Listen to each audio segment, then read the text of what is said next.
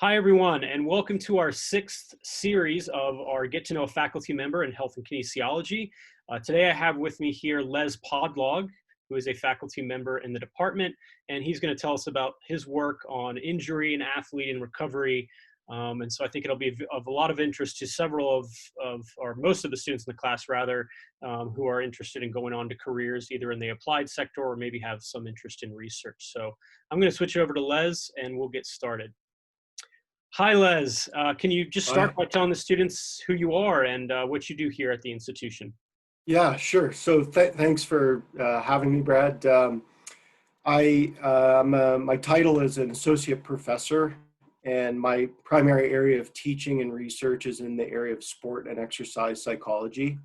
So in terms of my role, I guess like most faculty members, there's typically three areas that are my primary focus. So the first is teaching, and I'm really fortunate to get to teach a variety of classes, both at the undergraduate and graduate level. Um, One of those classes is a class in sports psychology. I've also taught graduate classes in motivation theory before. I used to teach a class years ago on the sociology of sport. I've taught a class on exercise psychology.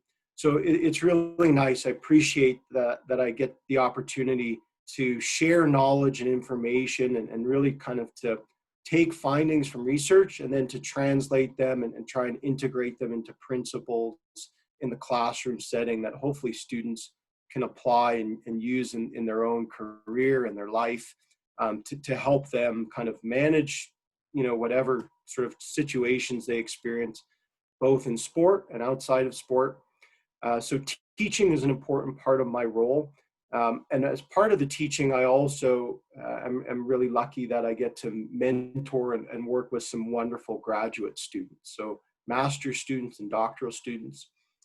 Some of the doctoral students that I've had have done topics that relate to, I guess, the second area of my job, which is research.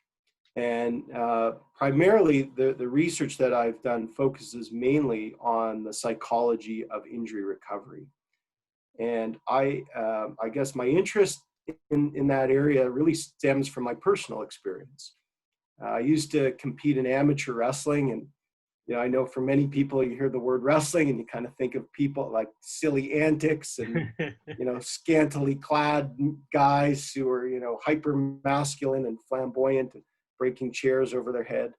I guess the scantily clad part is probably true to the real sport of wrestling, but it's a really physically demanding and tactical sport. And I unfortunately had numerous injuries. I tore my anterior cruciate ligament 3 times and had it reconstructed.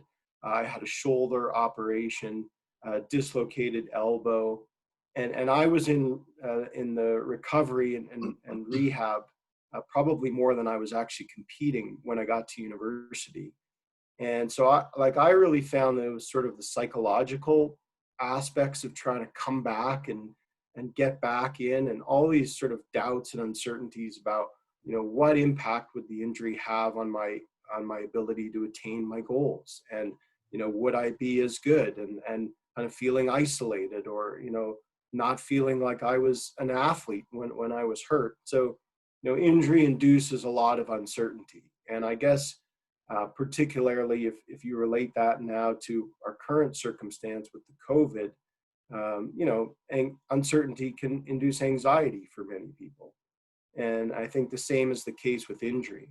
So in terms of my research for the better part of the last 15 years, I've really tried to better understand what are the experiences that athletes have in their recovery, and what strategies could be done or implemented to help them through this particularly challenging period.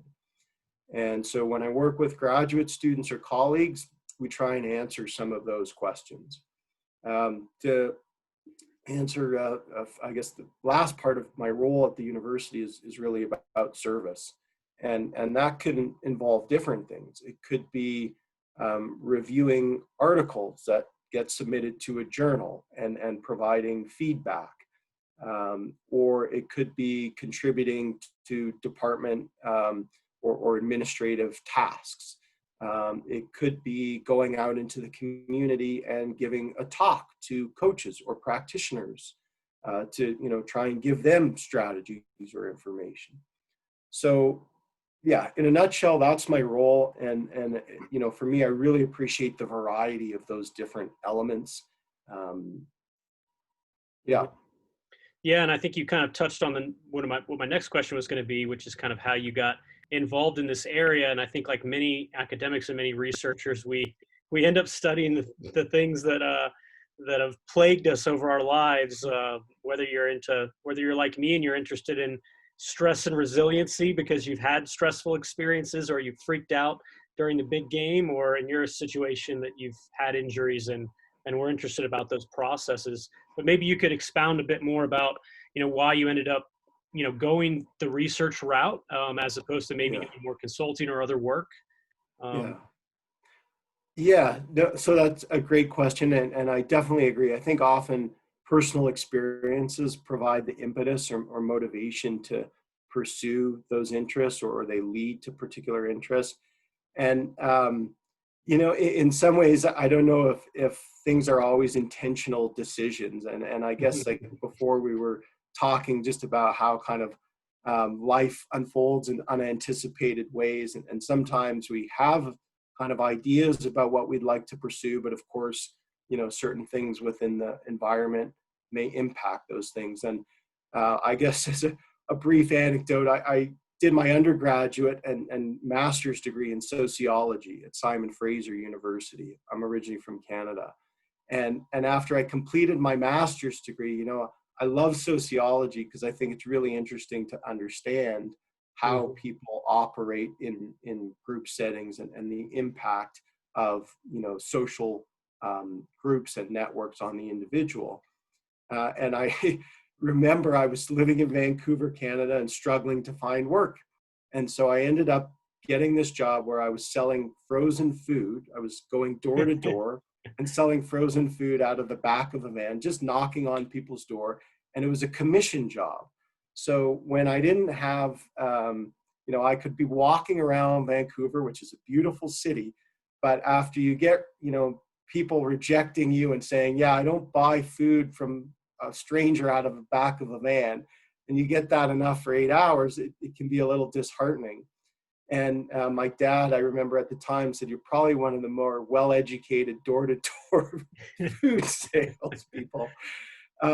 So, I think I enjoyed school. Like, I always liked the process of reading and writing.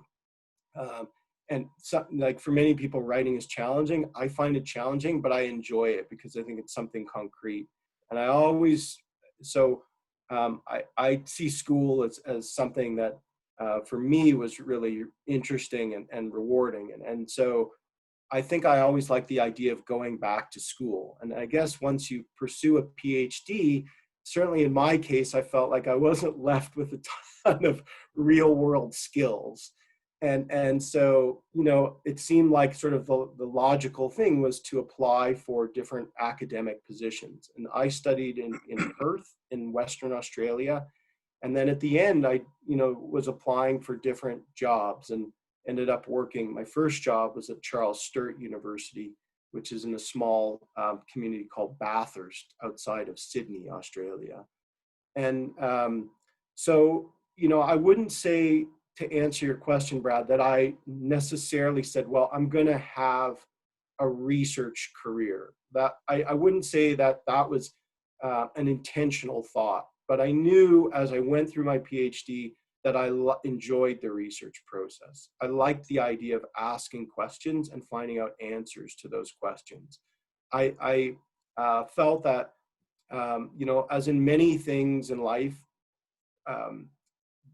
research is an exercise in delayed gratification. And it takes months and weeks and years, I guess I should say weeks, months, years, to sometimes see the end result or the fruits of your efforts. And so, but I like that.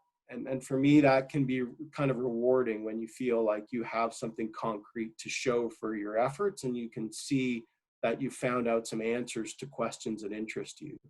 And so, I think I've just been kind of had good fortune, and also tried to work hard, I think, just to continue to, you know, do research. And when there were different jobs or possibilities that opened up, that I would apply for those, and been lucky to have some opportunities afforded to me. And I've been at Utah for 10 years, and really love being here in many, many ways. Yeah, I think you touched on some, important life lessons there for our students, and that's that, it is a lot of luck, but when you break down luck, it often comes down to opportunity, timing, and being patient and being opportunistic. And when those things blend in the right way, you start to feel like, wow, I got lucky. But and if you break it down, it often isn't luck. It's you made some right choices, you kept at it. But yeah, many of our other interviewees and many people across the institution will probably have a similar story in which, well, they didn't actually think they were going to do this, but here they are, and they ended up here. Yeah. But yeah, I didn't know about your door-to-door salesman story. I can't believe Yeah. that you know about that. Yeah. I'd love to hear more about the tales of Well, frozen food sales with Les Podlog. Well, I actually, to be honest, Brad, like at the start of the job, I did it for a year. And I think at the very beginning, I really quite enjoyed it because I like having autonomy. I like feeling like I have a certain control over what I do. And that's Hmm. certainly one of the things I appreciate about my job. Um, and, I got exercise. Like I say, Vancouver is nice, but I think over time, I probably became a little more disgruntled or jaded when you do face a lot of rejection in any kind of sales job. But as with a lot of things, like, and this certainly applies to the research that I've done, one of the main topics I've been interested in is sort of this idea of growth and personal development in the face of adversity. So injury is certainly one form of adversity, but Hmm. of course life brings others. And so thinking about like how one frames the experience, or using these challenging or adverse experiences to develop your sense of competence, your skills, Hmm. to sort of work through and find ways that you feel like you can assert control over things that may seem a little bit uncertain. And I think there were things that I reflect back on that I appreciate having had those experiences, and certainly appreciate all the more that I'm not doing it at the moment. Um, yeah. So anyway, um, Yeah, let's go back and talk a little bit more about your research. So, this idea of persevering and overcoming adversity, I think is a great life lesson in and of itself, right? Because we really learn through failure. We don't really learn as much through success. It just confirms that what we did was correct. But we learn when we have to overcome these yeah, obstacles. And injury for athletes is certainly a major obstacle. So can you yeah, talk a little bit more about your work, why it's important for the field of kinesiology and movement sciences more broadly? yeah. Well, I think I suppose sort of this question of growth, or one of the main kind of areas that I'm interested in is, how do you kind of turn something that's a challenge? How in some ways do you cope with it, I guess? Hmm. And so again, I think injury is kind of one specific example of an adversity that can be quite prevalent or for many injured performers. And certainly in the realm of sport, maybe one of the most challenging kinds of experiences, but for many athletes, probably an almost certainty to some extent. Hmm. And so given that, sport by its very nature, of course, is physically demanding, and may entail an injury at some point, then the question is, well, what are some kind of factors that contribute to how people cope effectively with it?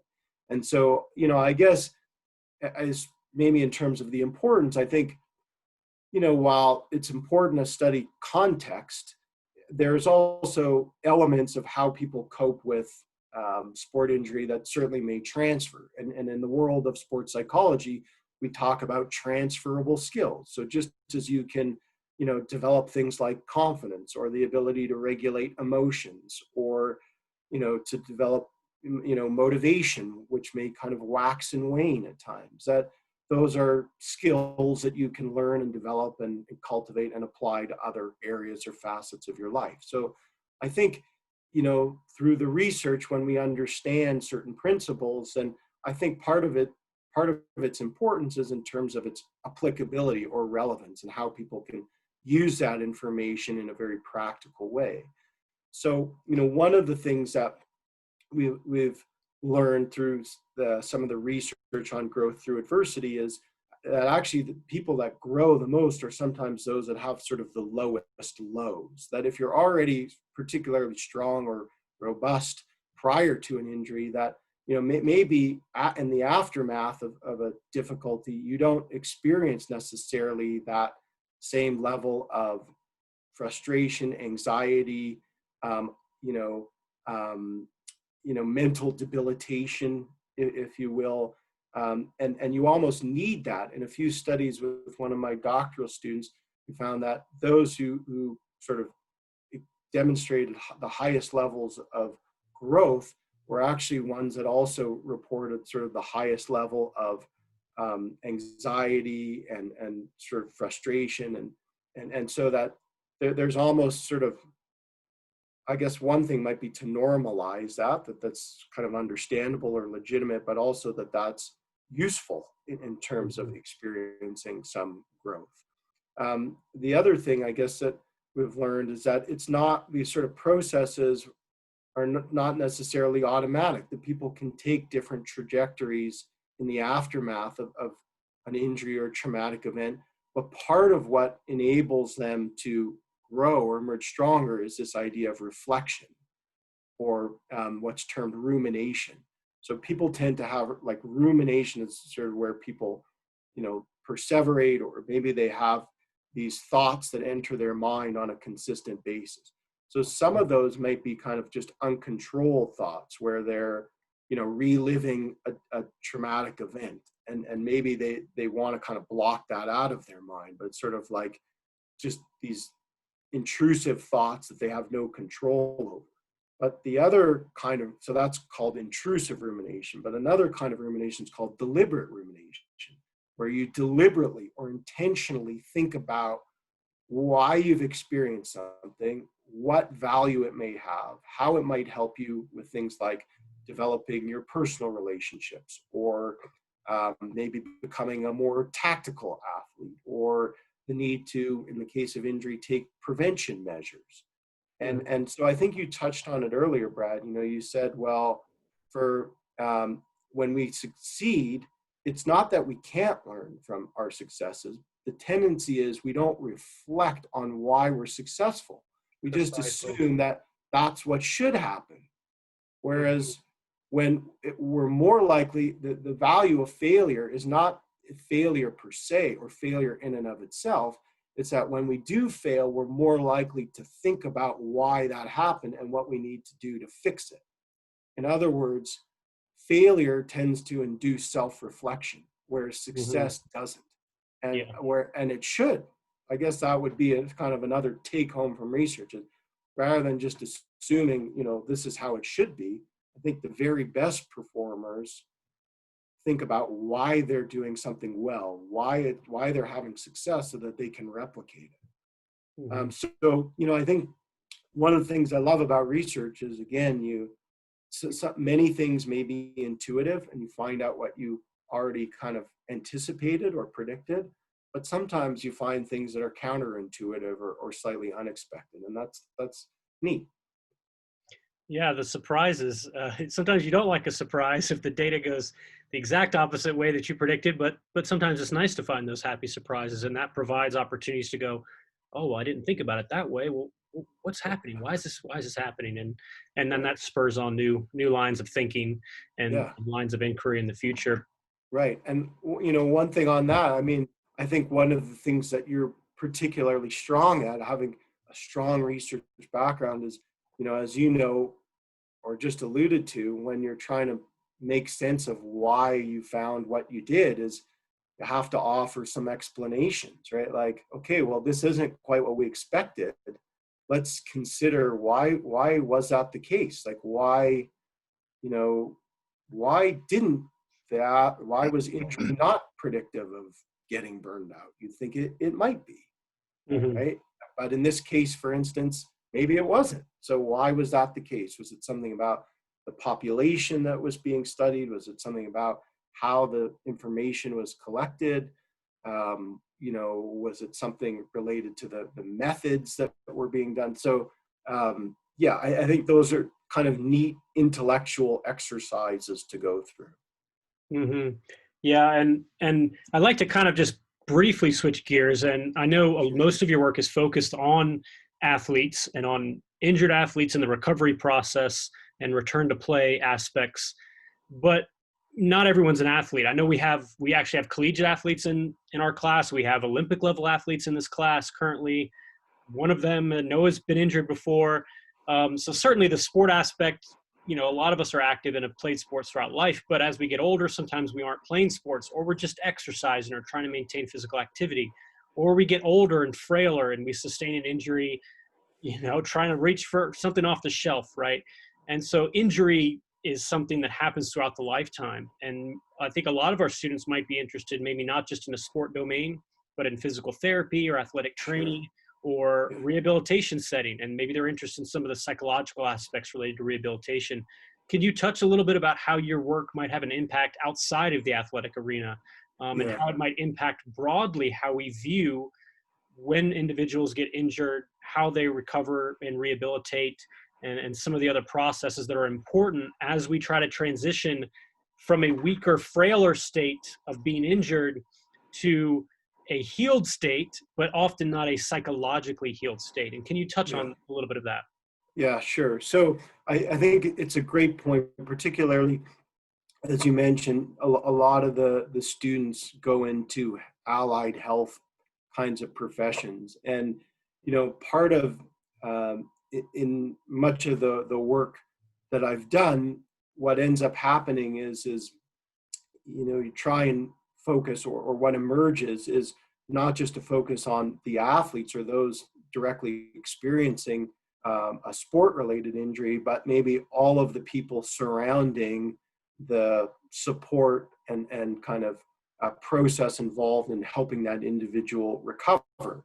And so, as part of the research that I've done, we've done things like interviews or survey studies with athletic trainers.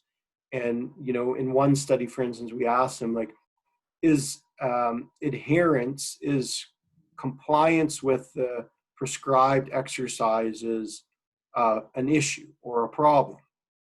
And, in one study, I think we had, I think it was about 150 certified athletic trainers, and we were talking about or asking them about this question of adherence. And some of them said, well, adherence, and most of them were working in collegiate settings. Some of them said adherence can be a problem, and they seem to locate the problem. They kind of put it more on the athlete and said, well, if the athlete doesn't bring a certain requisite level of motivation or interest, or if they don't sort of see themselves as being, the owner, taking ownership of their recovery, then it fails. Or they're less compliant. On the other hand, other practitioners said, well, the onus is not so much on the athlete, or the issue of compliance is really more about what I'm doing as a practitioner. Am I providing clear communication? Mm-hmm. Am I helping them feel a sense of competence by kind of stepping out goals and achievable goals, attainable goals? Am I providing kind of clear explanations about what's happened to their injury, and and kind of what they can expect over the course of their recovery? Am I listening to the athlete? Am I showing them or showing them that I'm interested in them, that I care about their success? Or from a coach's perspective, in one study we focused on, a few studies have been involved with, focused on what coaches do to help the athletes. And, things like, sometimes just taking time to meet individually with that one athlete, because injured performers feel isolated. They're separated. They lose a sense of who they are. And so maybe it's about showing that you care about the performer. In one study, and kind of to your point about kind of broadening the focus beyond athletes, one of my doctoral students, actually, or former doctoral students, looked at people with neurodegenerative disease, so people with Parkinson's disease.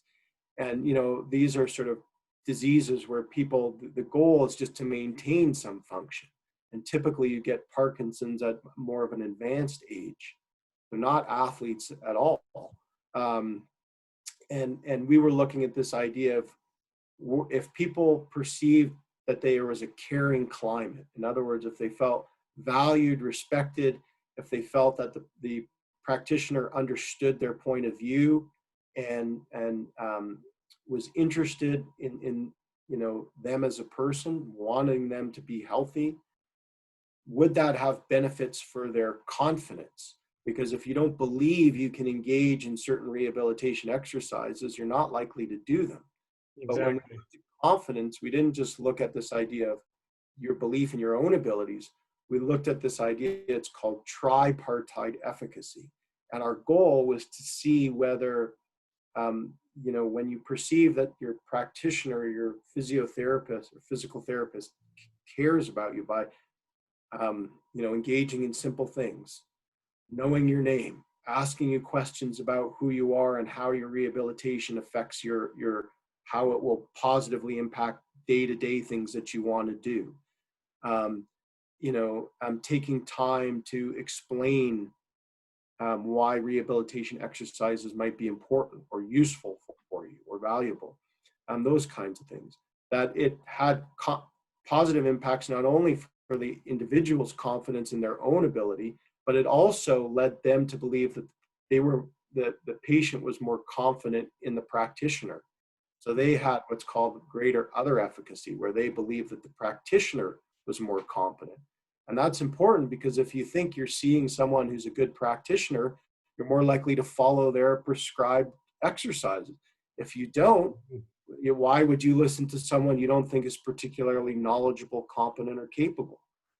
And then the other thing we found was when they perceived that they were cared for by the physical therapist, it also made them believe that the physical therapist believed in their ability, right? So individuals perform like, does my coach, does my PT believe that I can do this? So we form judgments not only about whether we believe in a significant other, but whether we think they believe in us.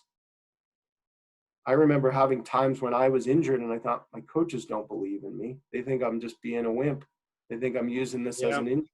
That and had negative impacts on my confidence. So we looked at that idea of caring and how it affected those three confidence beliefs, and then whether those confidence beliefs impacted their compliance or their adherence. And we found that there were some positive relationships. So in this case, kind of what we predicted largely seemed to come true, where those caring behaviors, little things that the practitioner could do that students can do, whether it's knowing the person's name, taking a few minutes to get to know them and find out about their interests or why their rehab is important, helping them understand how the rehab connects to things they want to do in their day-to-day life. Those things impacted their confidence. And when, not just in themselves, but in their practitioner, and the belief that the practitioner believed in them, and those things then increase their compliance. So to me, I love that kind of stuff because then it translates into, well, here's some things that practitioners could consider that may help engage the patient in their rehabilitation and may help improve the outcomes they experience in their life. Yeah, and I think it's so interesting. I think as humans, we often think we're projectors, but really a lot of the time we're mirrors. I like you if I think you like me. And Right. so we don't realize that those processes are happening all the time. So if you're working in those settings, you are a practitioner, you are a physical therapist, the way that you're projecting yourself and treating your patients and investing in them that can change all of these other downstream effects about how they think about themselves and their confidence. And so I think that's, that's a great, interesting thing to touch on, and something that's impactful in many, many, many domains. Um, Yeah. just a Yeah. real quick question, what gets you most excited about the things you do in your job and your day to day? What gets you out of bed in Yeah. the morning and is the most fulfilling part of your job? Yeah. Great question. I mean, I think a number of things. I guess as a person, I tend to be sort of very day to day focused, and I think I just like having things that on some level bring me interest or kind of meaning or purpose, fulfillment, and whether it's getting to have a chat, a conversation with a colleague, a friend, about something that we mutually find interesting. I mean, to me, that's, again, it's rewarding because in many ways it doesn't really feel like work. I mean, I think I try to work hard. I think I spend a fair bit of time doing it, but it doesn't really feel that way. And, like sort of, I guess, in line of your point about advice giving, that adage, find something you love and you'll never work a day in your life. Like the vast majority of the things that I do, I really feel like I'm fortunate because it's generated by interest. And I get to have conversations with people that I like and people that I respect and people that have interests in, topics where we're mutually engaged in something we find interesting. And so, for me, I tend to feel like I wish I had more time to do the things that I want. Because typically I never quite feel like I've gotten the things done that I want to. And, there's a lot of rewarding things, whether it's the interaction or, again, just feeling like you're kind of taking little steps towards something that you're trying to fulfill or accomplish. Particularly, I guess, again, kind of going back to the COVID thing, it's been interesting having some brief conversations where, I feel like too much time on your hands generally isn't a great thing. And if you're able to kind of keep your mind directed towards things that you find interesting and engaging, then it's not hard. It's never hard to get out of bed. You kind of you want to move towards those things. And so, yeah, for me, I guess to summarize, I guess I would say I really appreciate sort of the relational component that I can interact with some great people, students, colleagues. And also I think that I feel like I don't necessarily think that what I'm doing is changing the world by any means, not at all. But I think it's like, if you feel like you're doing something that has some value to you and that, hopefully is pro-social in nature, like, if there's some information that benefits a physiotherapist or that helps some athlete in some way get through what is a difficult period for them, great. And so I feel, pretty lucky that I get to engage in those kinds of things. Yeah, and I think you've already hit on several important notes of advice for students as they navigate, an undergraduate degree and potentially move onward past that to a career or to further education. Les, it's always an absolute pleasure speaking with you. Thank you so much for taking the time and talking with our students. I know if they've watched this, they've gotten many, many pearls of wisdom from you. So just once again, want to say thank you for doing this. Yeah, thanks, Brad. It's great to chat with you. Likewise, I always enjoy our conversations. And as I alluded to, that's much of what contributes to my satisfaction and what I'm fortunate to do. So thank you. And I completely agree with that as well.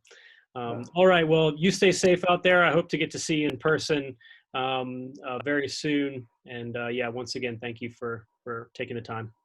Yeah, thanks, Brad.